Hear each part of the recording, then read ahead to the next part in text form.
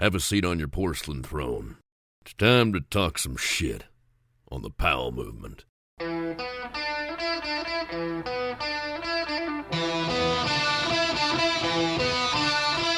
Welcome to the Powell movement. I'm your host, Mike Powell, and this week I'm going to do some more complaining about all the bad luck I've had lately. All of you know about my wife, Ange, so I'm going to spare you the details about her condition this week. What I will say, which I don't think I've made really clear, is that when she isn't feeling the side effects of treatment, she's doing awesome. She's going out with friends, drinking wine, she's even going to Vegas in a couple of weeks for BravoCon, and then she's coming back and taking Keaton to see Travis Scott. So while things are dark, she's surely making the best of it. I am too. But like I said, I just feel really unlucky in life right now on a weekly basis. Take last week, for example. On Saturday, not one, but both of my cars had dead batteries. Not a big deal. I have a jumper pack. Well, I break out that thing and it's 100% dead. So I flag down cars, I get a jump, and I spend the majority of my day doing car stuff because I'm seeing the cult in Portland the next day, and Ange and I both need cars that are going to work. So I get that shit done, and knowing that I'm going to Portland in the morning, I went out and bought the club. Portland, well, I used to think it was incredible, is a scary shithole just like my city these days. Only in Portland, a lot of the homeless people were wearing clown makeup. I'm totally not kidding about that. I saw like 10 different people wearing it. I won't pretend to understand why people who are living on the streets are worried about their clown makeup, but it was totally weird, and I guess Keep Portland Weird is still alive in some type of spirit, on the streets at least. So based on my luck, I figure I'd get to Portland, the cult would cancel, my car would get broken into, and I'd get COVID. But none of that happened. The cult was awesome, it was a fun escape from reality, and all went as planned. Except for the fact that my check engine light went on 5 minutes into my drive home. But whatever, that's not the worst thing that could happen. So that's a little bit of my bad luck, and there's more, but this is getting long, and who wants to hear about my bad luck when there's good luck for all of us? The season is so close right now, and there is so much content out there to keep you fired up. I'm hosting a premiere in Enumclaw for the MSP movie Land of Giants on November 2nd, so I hope to see you there. But if not, there are some other amazing movies on tour. TGR's snowboard film and collab with legend Mike Hatchett, Flying High Again, is touring. The new Sequencer snowboard movie looks dope. Henrik's Brushido is out there. Level 1's Full Circle with Trevor Kennison. The Good Company has Crescendo. There's so much. But the project that this podcast is partly about releases on the internet for free on the 26th of October. It's the latest and greatest from my guest this week, the ski boss, living legend Tanner Hall. And his new project, XL, doesn't disappoint. Tanner's skiing like he's in his 20s still, and we talk about that and a whole lot more in the interview. Before we get into it, I want to ask you to tell friends about the show and share my shit on social media so I get more earballs on this podcast. No one ever really shares my social stuff, and it's so easy to do. On Facebook, if you still use that, hit share. On Instagram, hit that little arrow and share my post to your story. It really does help. And what helps me even more is when you support my sponsors. You check out their sites and you buy their products and take advantage of the deals that I have in their ads. Like there's 30% off Stanley products, there's 25% off outdoor research products. There are amazing deals to be had if you support the show when you use the codes. And as always, I want to make sure you have the best because I only work with the best brands. And those brands that make this show happen week after week are Elon Skis, Peter Glenn Ski and Sports, Best Day Brewing, Outdoor Research, and Stanley. Now, it's time to talk with Tanner Hall. You are one of the most famous skiers on the planet, and you have been for a long time. And these days, it seems like you have a serious girlfriend who is way more famous than you. Is it strange being the second most important person in every room outside of ski towns? I mean, no. You know, she's a crazy businesswoman. She's got her shit together more than anybody I've ever met before. So it's almost inspiring, if anything. The way she can handle and move throughout that industry is just different, you know, and just being the most generous and kind human being that I know on top of everything. Yeah, she's just different, you know. Skiers kind of have like a one-track mind, and to see a human being operate kind of like on an everyday basis with like no ski people around and just be so good with it is crazy for me and my brain. So I just say, if anything, it's just, inspiring just to be with somebody that's got their shit together way more than you got yours, but is helping you get yours together. And when I say she's famous, she has like 9 million more fans than you do. Is that kind of mind-boggling that many people follow her and she's that important? No, not at all. I mean, she's worked her ass off for like 20 straight years. So it's a weird thing because that industry is just way bigger than ours. And it's just hard to explain. You know what I mean?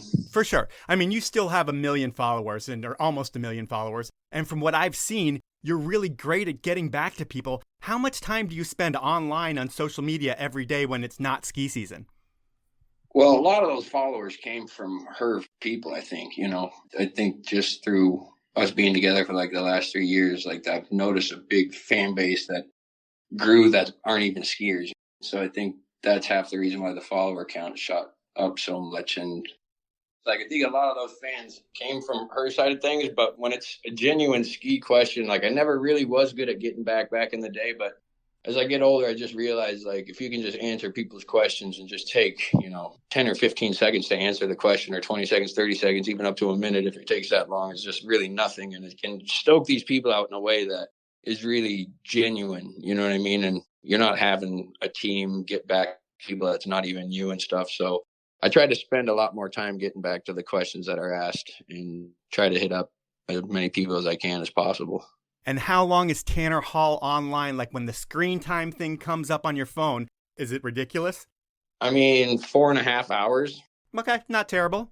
I mean, it's not that bad, but still, like, it makes me feel like I could be doing a whole lot more productive things off of social media. But in a way, I guess it's doing good, especially when it comes down to gear related questions. Those are really important. You know what I mean? I can really tell when people are like on the cusp of maybe buying something and all they need is a little bit of push in the right direction. And, just answering a question can just be the deciding factor on that alone.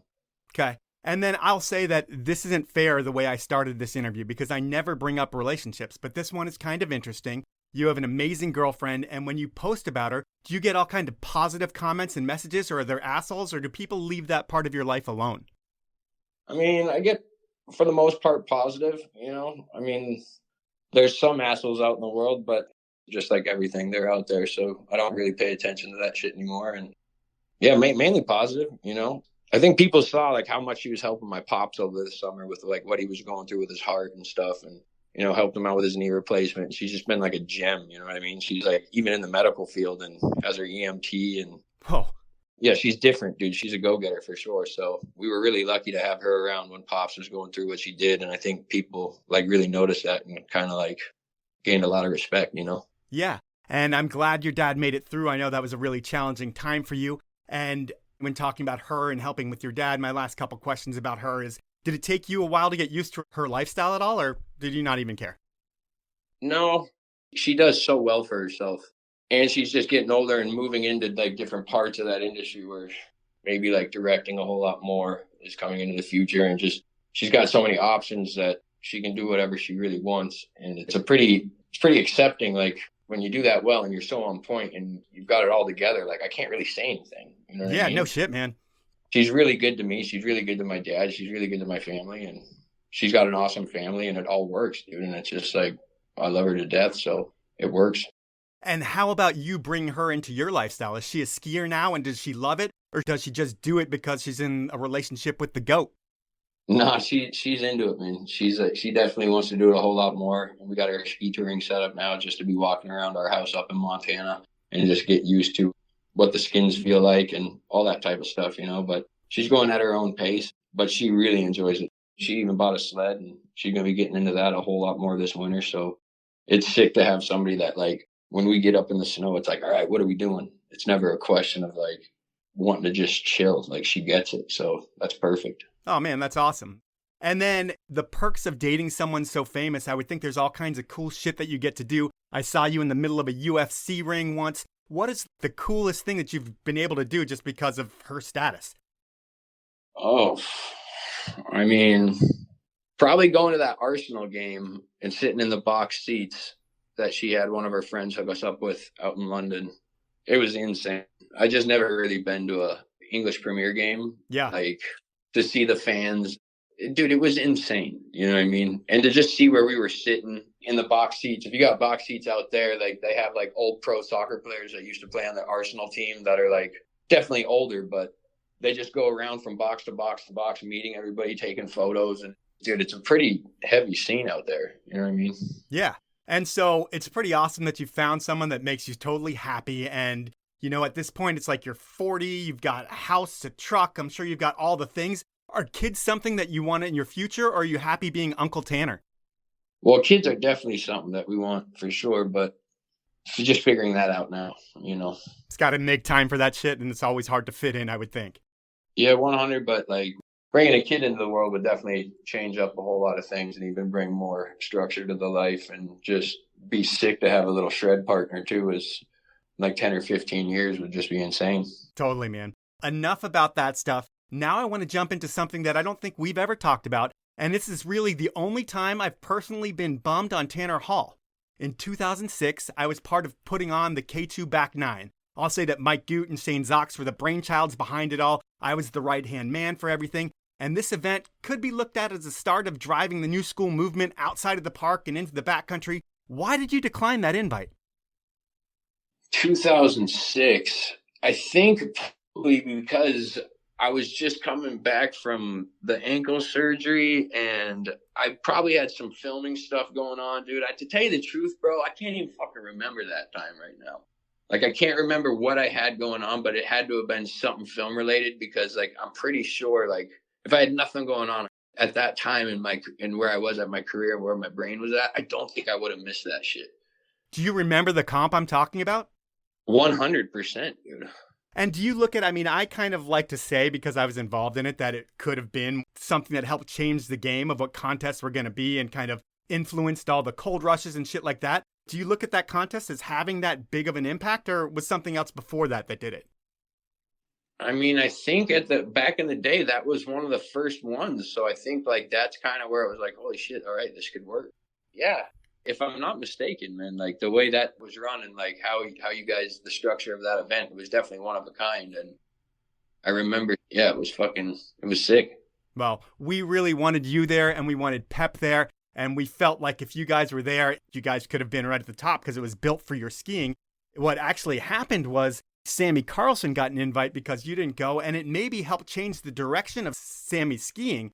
But the back nine happened when you were still a kid. Now you're an older man in a young man's sport, and you've shown that you're timeless again and again. It's crazy. Nothing can stop you. But your body has been through the ringer. Can you just list out your injuries? It might not be really quick, but just like what you've done. Yeah, I've broken both my ankles and both my heels, both the calcaneuses, and then broke both tibia plateaus. I've torn both ACLs. I've torn my left Achilles tendon. I've broken a collarbone. Ribs have broken before. Both wrists broken before. And I broke my foot, 3 metatarsals on the top of my foot. But I've pulled a lot of muscles. I've displaced a lot of ribs. I've done a bunch of shit. Definitely put the body through the ringer. But I've realized, like, if you just give the time, and the body is a crazy thing, dude. And if you fucking can just look past pain and just know, like, the more work you put into the body, the better it's going to feel. And you take every day with that mentality when you're building back, like, you can do whatever you want, dude. The human mind and the human body is fucking crazy. Well, you've proven that more than anybody else. You're a beast when it comes to rehab, and those that know you, and someone like me who knows you a little bit, we know that you work harder than almost anybody else in the sport. You put the time in, but does the general public realize that, or do they just look at you as like a stoner skier? I think it's changing a little bit, but that stoner skier thing is always going to be there, I think, a little bit. But that's what I kind of lived like for a long time in my life, and the program's fully changing up right now and just growing up and maturing into a different skier in a different part of my career and a different part of my life, But I'm enjoying like everything that's happening, I'm definitely trying to grow as a human being every year. And if I do that, it just feels like the skiing just gets funner. You know what I mean? Yeah. But, speaking of stoner skier, I'm going to assume that you still enjoy weed. I don't know. I saw your movie, so I'm going to guess that you do. And you're a legendary dude. The one product I feel like that you could market better than any other skier is the ganja. You have it tattooed on your heart. Have you ever thought about starting your own weed brand like Ross Regliati?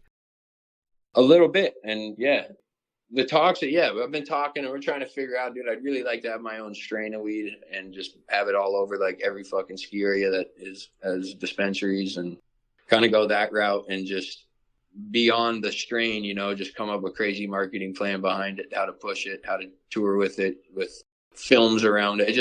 there's a whole lot of ideas right now, and just trying to fucking boil it down to the right people to work with and just get everything going on that factor. Because after this winter coming up, I'm ready to go all in one more time, and then definitely going to keep going in every winter after that, but switching up the business sense a little bit after this winter.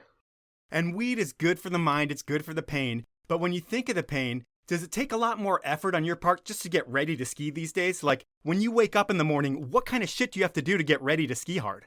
Dog, it's like I gotta fucking get up. I'm gonna drink a bunch of water. Like, usually if it's a ski day, I'll get right in the hot shower and just let water hit my legs and try to warm up the body like that. And then get out, go to the bike for like a half hour, eat some breakfast, stretch for like a half hour, and then do a couple of exercises and just like a little warm up, kick the legs around, run up and down, high knees and karaoke and some other things like that, just to get the legs moving, quick feet, agility style type stuff. And then after that, it's like my brain can focus on, all right, body's moving. But it's crazy. Like I'll put the ski boots on and I'll fucking click in and like all that shit goes away. Like adrenaline and like, dude, the mind is crazy. Like if your mind enjoys what you're doing, it can look past a lot of shit. Well, I mean, you've proven it time and time again that the mind is crazy and you can get the most out of the mind and the body. And a big part of your skiing is about making things look good, your style. It's important. And the cool thing about you is that you kind of always have your finger on the pulse of what's new in skiing. I was asking about your time on the internet before because I feel like you're always on there and you see everything new that's happening. I mean, a few years ago, you told me, Powell, you better watch out for Matej Unicorn. And you were right. That kid blew up. I think he might have been in the fucking Olympics. But do you spend a lot of your time online looking at the up-and-comers? And who are the people that we should watch out for?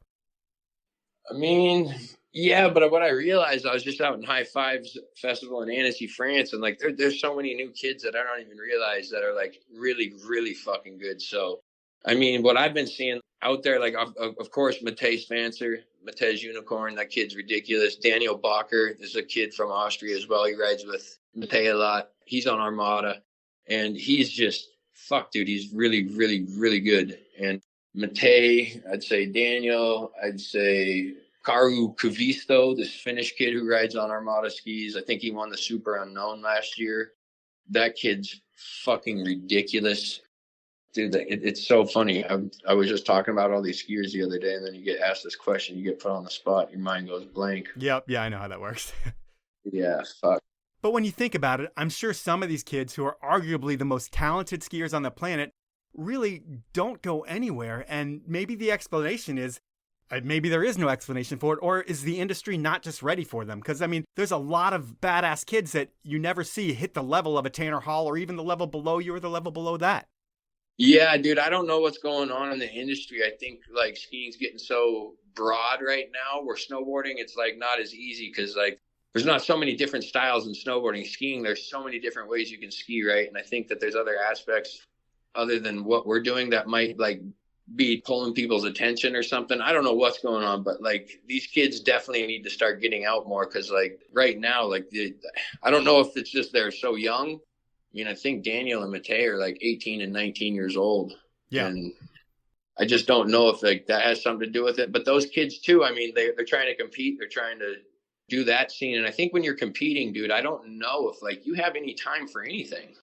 Unless you're Colby Stevenson, who has like time for everything possible, which is crazy. 100. Like, but yeah, but Colby's he's been doing it for years now, right? Like these kids are just kind of like getting their foot in the door and figuring that out. Where, yeah, this year Colby fucking crushed it. It was crazy. Yeah, it was just ridiculous. But back in the day, for one of these underground kids to find a spot in the sport, they'd have to do well in a contest, then catch the eye of Johnny at Poor Boys, and hopefully get to film with him. And that's kind of how careers came to be. In your mind, is that model pretty much dead? Yeah, 100. I mean, it's just the way that it's going and how technology and all the social media shit is. Like, I don't think there was even a choice. I think that was going to happen naturally. And nobody could see it coming. And when it did, it was like, holy shit, okay, this is what it's going to be, you know? Like, if you're not filming with somebody big, you're doing your own thing now. And, like, there's so much content out there that it's getting a whole lot harder to get noticed, you know what I mean? It's time for my first sponsor break, and I'm going to start things off with Elon Skis. I know everyone has seen more and more Elon skis on the mountain, as their award-winning ripstick models have a lot of people talking about the brand. and more importantly, skiing better and having more fun. Now everyone can enjoy the superior materials and craftsmanship that Elan delivers, and that's no exaggeration for this ad. Elan skis are made by skiers in the Slovenian Alps, in a factory so technologically advanced that I don't have enough time to describe it all. And the materials themselves? Well, Elan makes yachts, which means they only use the best of the best materials, so now everyone can have the best of the best. Because while everyone skiing has been moving forward with ripstick models over the past few years, those who've wanted to land switch now have a couple insanely light and lively twin-tip options for the Park and the POW, with the soon-to-be award-winning Playmaker 91 and 101 models. To find out about all things Elan, especially those new Playmaker 91 and 101 models, head on over to elanskis.com. Next up is Seattle's own Outdoor Research. They've been supporting the podcast for almost 5 seasons, but you know what? I've been wearing their gear long before they bought ads because they make hands down the warmest, most waterproof gear I've ever purchased. There's something to be said for going out into the elements knowing you're going to be drier and warmer than everyone else because you're rocking gear made with the best materials that were tested in the brutal elements of the Pacific Northwest.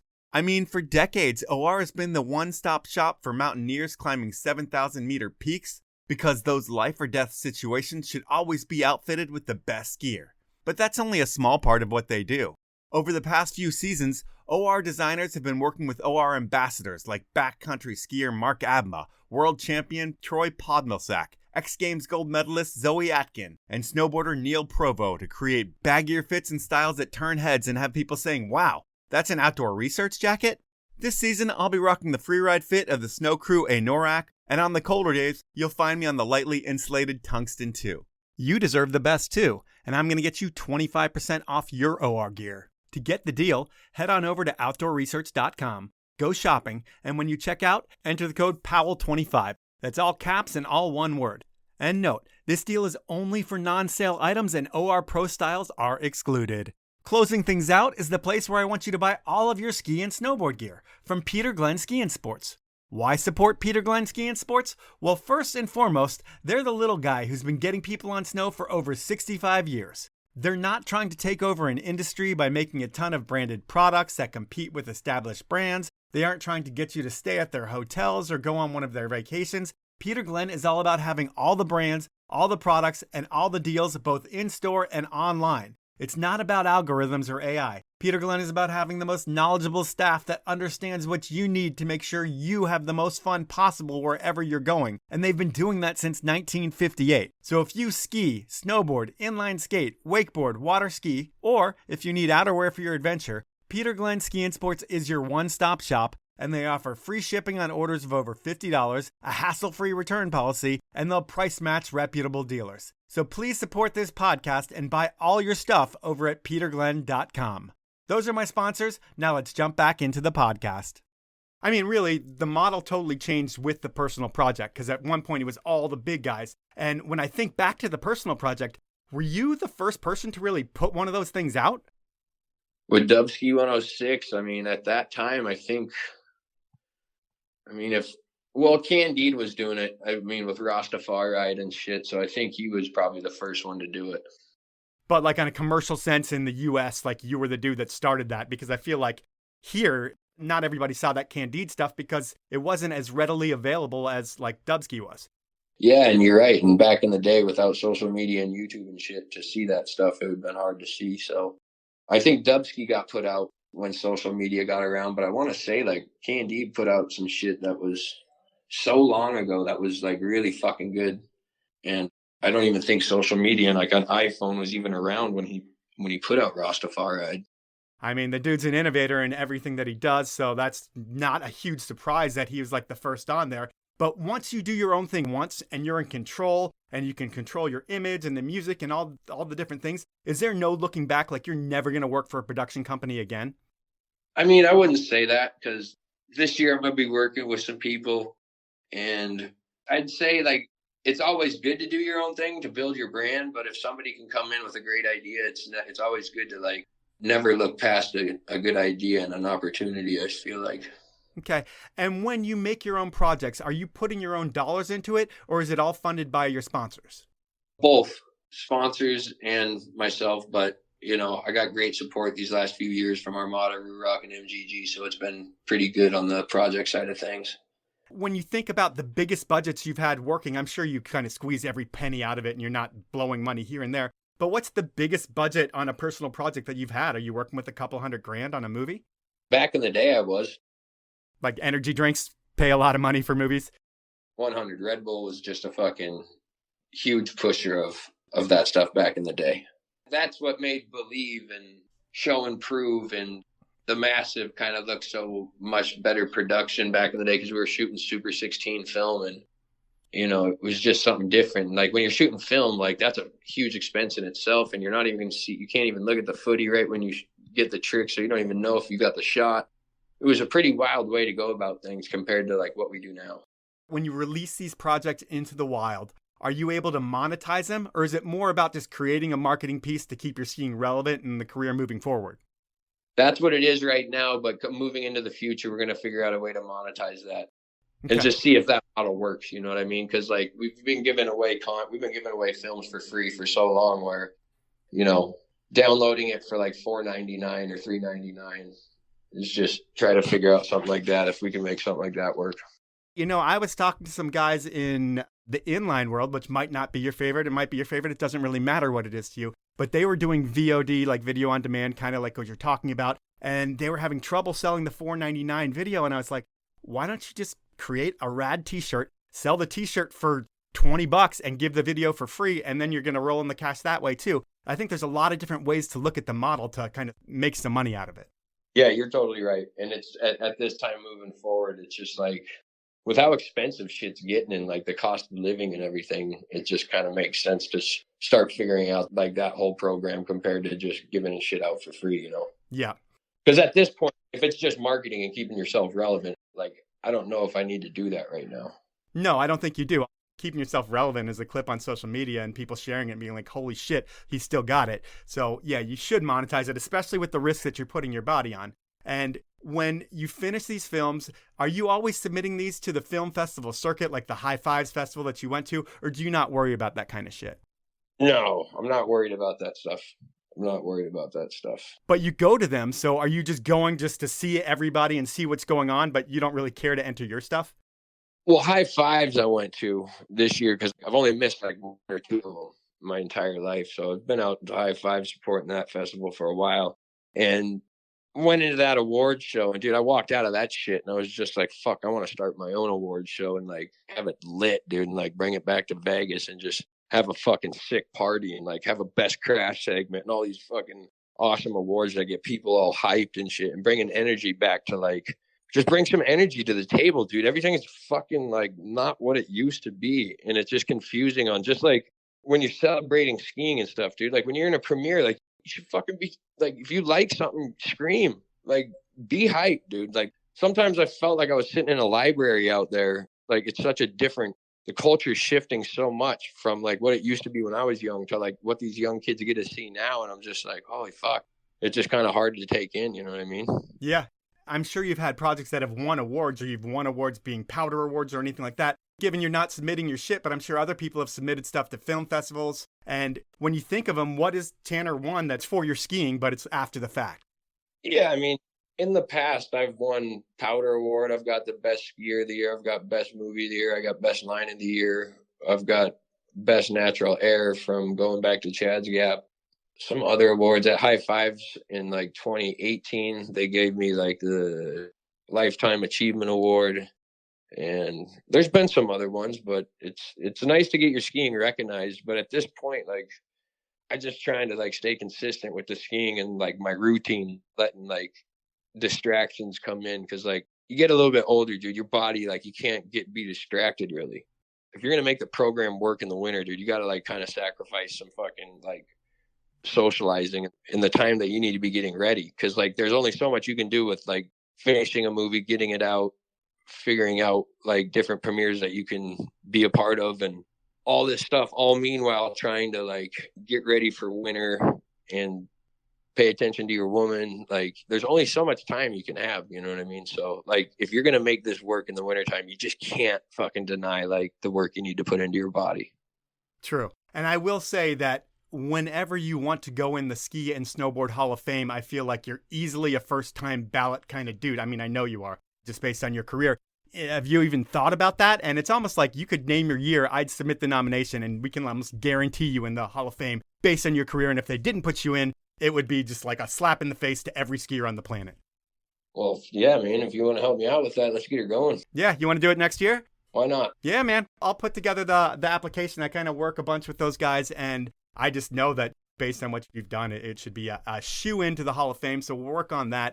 Your latest project is what we're here to talk about. It's XL. And first, we should talk about the sponsors that make this thing happen, because I think you have a couple new sponsors that we haven't talked about before. We talked about Ruroc when you first got on them, and back then they made like the Stormtrooper helmet, and it was just a different kind of brand. You have helped shift everything that they're doing, and they make cool helmets now. Was that a hard thing to do, or they just listened to you right away? No, they're pretty open to listening. I mean, everybody at Ruroc that works there that I got to deal with are just amazing human beings that are like very open to like what direction like should we be going with this stuff. And every piece of info that I usually put in, I definitely see like exactly what my input was. You know what I mean? It wasn't like I gave them an idea and they went some totally other way with it. It's just really cool to, you know, have people listen, put it back down, see the results, and keep moving forward. And they're just awesome human beings from live outside of London a little bit. And they're just, yeah, dude, I can't say, you know, good enough stuff about Ruroc and how much of they support the cause and how much they're behind me, and just feel definitely lucky to have them behind my corner. You also have a relatively new, in the grand scheme of your career, clothing sponsor or outerwear sponsor, which I don't know much about. Can you tell us about them a little bit?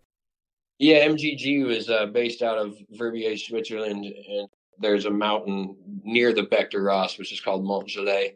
And their whole thing is basically making sustainable clothes and being super transparent and letting everybody know out there like what goes behind putting into these, and like how much they're spending, how much, like everything. They're letting everybody know pretty much everything, which is in my brain a lot, but it's sick. You know what I mean? You want transparency, there it is. Like you're seeing everything that they're doing behind closed doors. So that's pretty sick. And then just good dudes. I've known Rohit for a while. He was on the Freeride World Tour, and we never talked about it while I was on the tour when he was working on it. But a few years afterwards that I saw him on the first year, or just a year after, like I saw him on the first year, I finished the second year, and he was kind of like, yo, I'm going to try to get this clothing company going and be sick to work something out with you. And the talks just kept going, and we finally did it. And my contract's coming to an end of a 3-year period right now, and I might move forward with them, but they've just been amazing too, just like Ruroc. You know what I mean?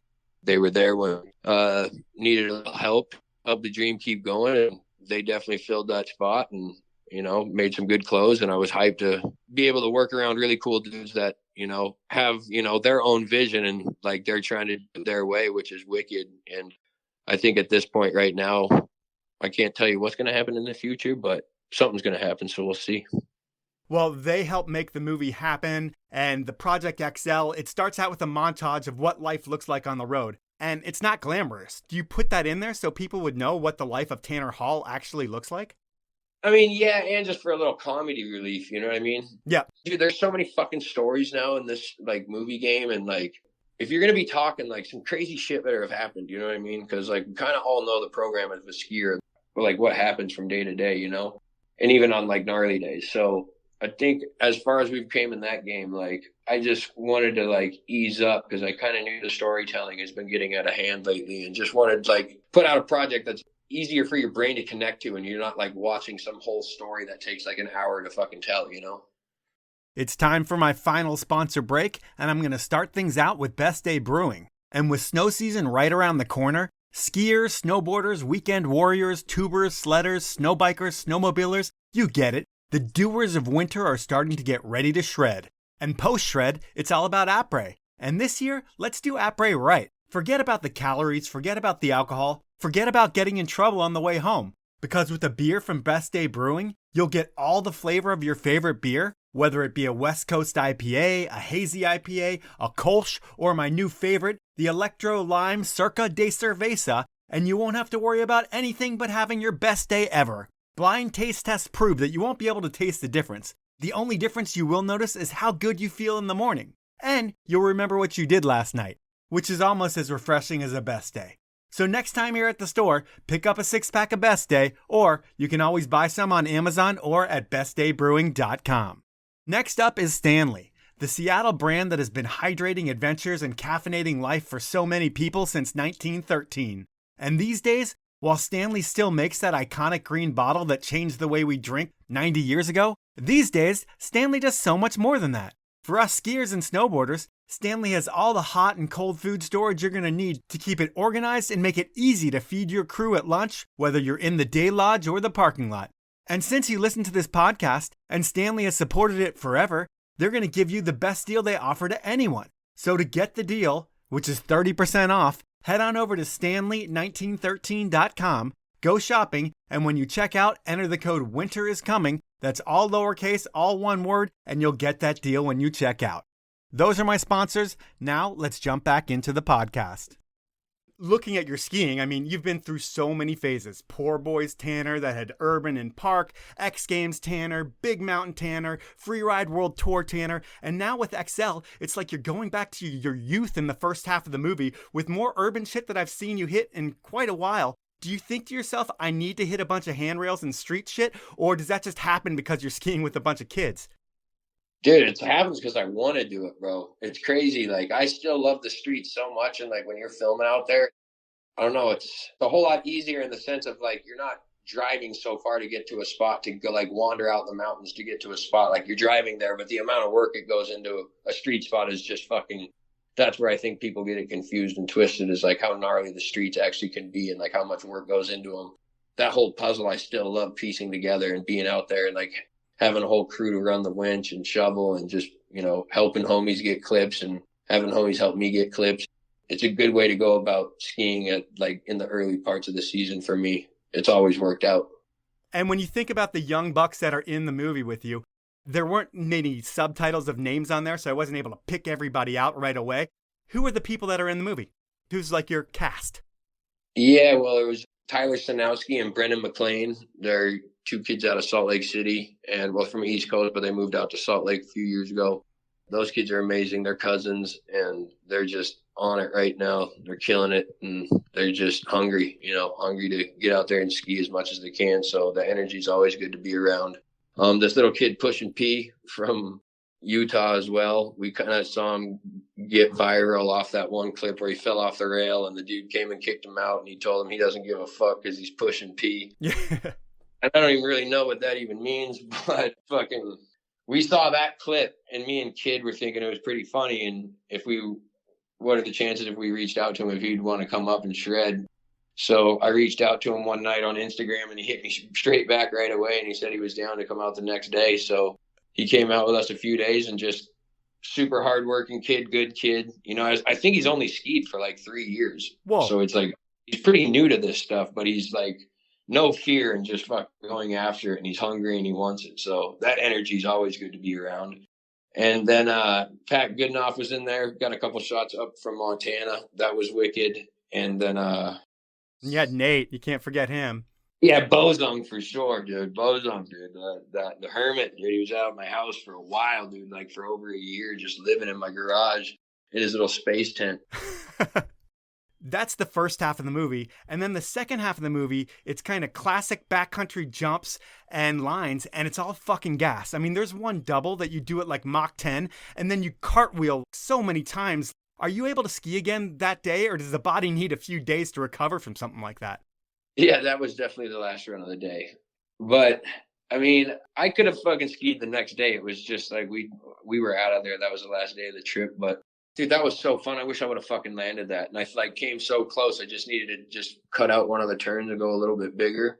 And like, that's the thought process that like made it really like not hurt, was like how close I came. And like, that's where it comes into like the mind, dude. It's like your mind can really, it subconsciously takes away pain, you know? Cause if you're that stoked, you're like, holy fuck, I was so fucking close.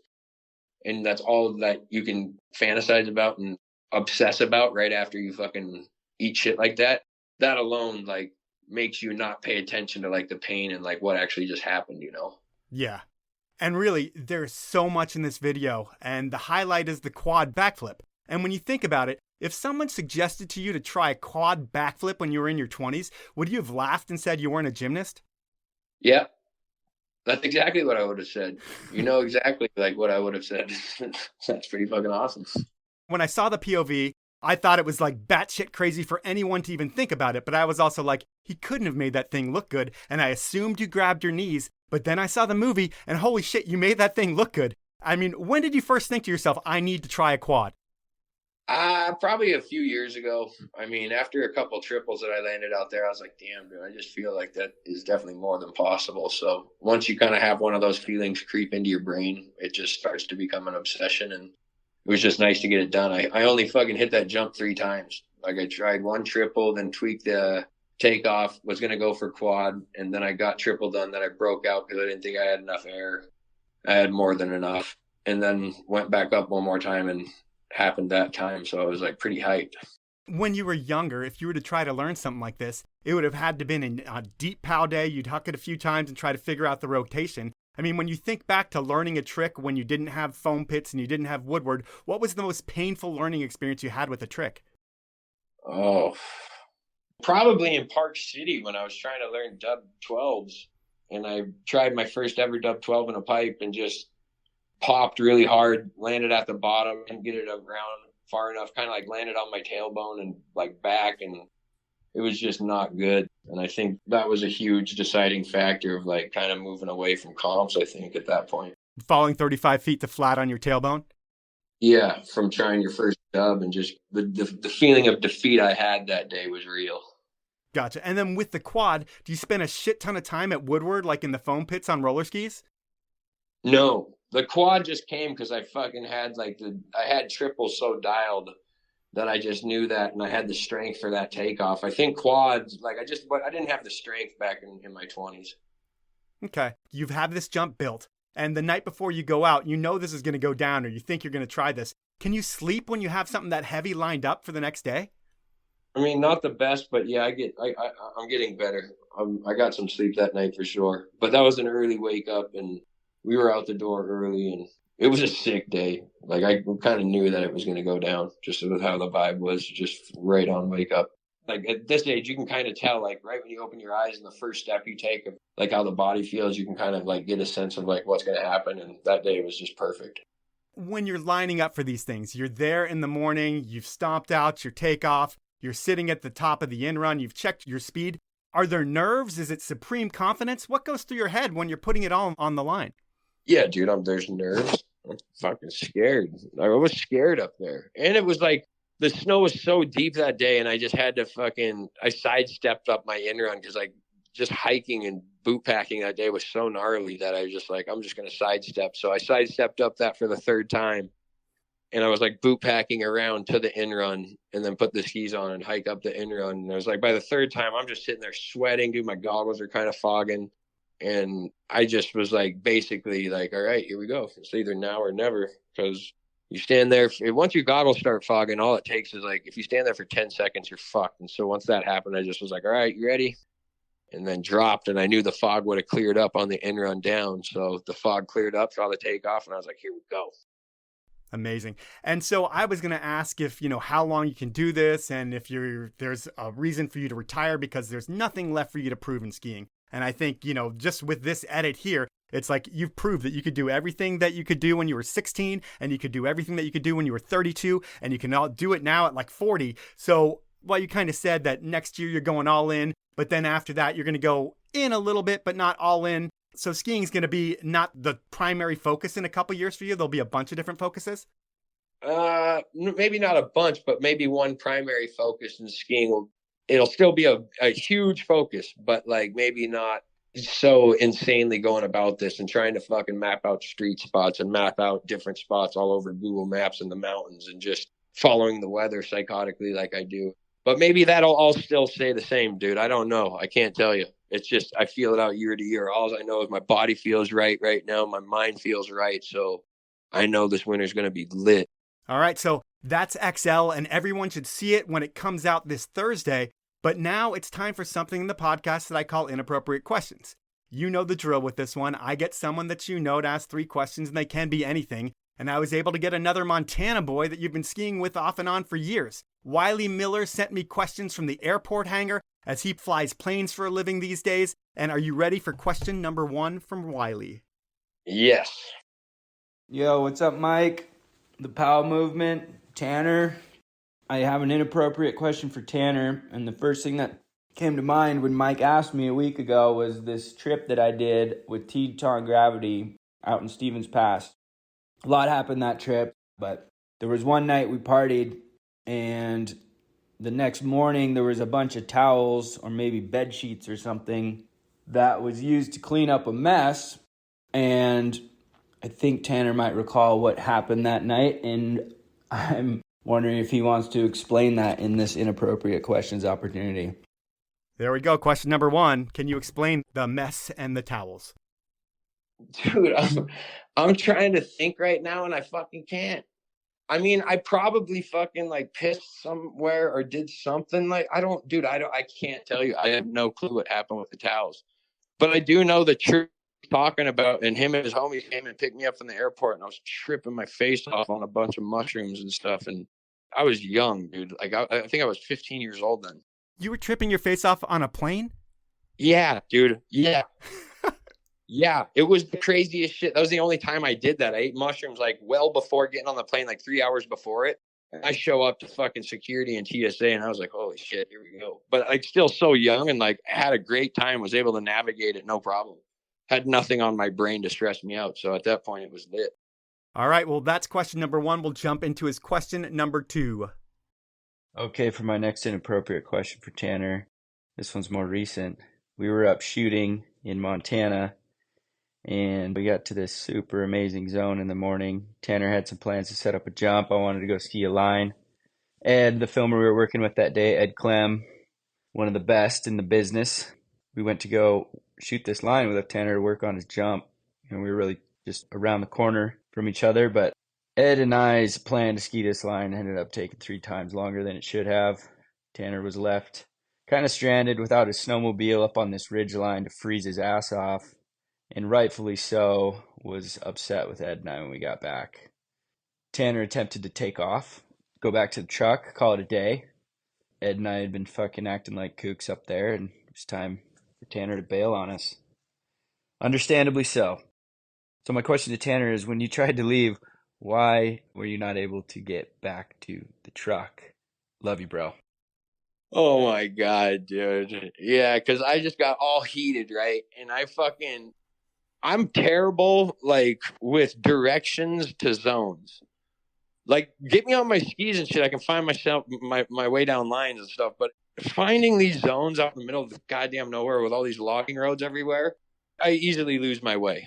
And Wiley's like a goddamn topo map to begin with when you're out in the mountains with him. So, yep, I got really frustrated. I'm not going to lie, I got pissed. And I was like, I'm going to go fuck smoke spliff at the truck, calm down. And then when I'm trying to leave, I took a wrong turn somewhere and just find myself all dickered out of nowhere. And finally made it to cell phone service and hit those dudes up and was like, dude, how the fuck do I get out of here? And came back and got me, and I got out of there. All right, awesome. So your final inappropriate question is right here. I got one more for you. This was spring of 2016, April, somewhere around then. I was up in Alaska on a sled skiing mission with Level 1, and you were up there flying heli with Will Wisman and crew. I ran into you at a bar. We were all waiting out some bad weather. It seemed like that whole spring was just a string of bad snow conditions and bad weather. But off the cuff, you jumped on stage. I think it might have been for karaoke initially, and then it turned into some sort of comedy skit. You had the whole bar rolling, including myself. I'm not sure if I've ever laughed that hard in my life, but if you can remember some of the points or things that you discussed when you were up on stage, I think the listeners would appreciate some of that. Something about an AK mafia running the show and just spending boatloads of money for getting no skiing in. All right. Over and out. Peace, boys. Do you remember that?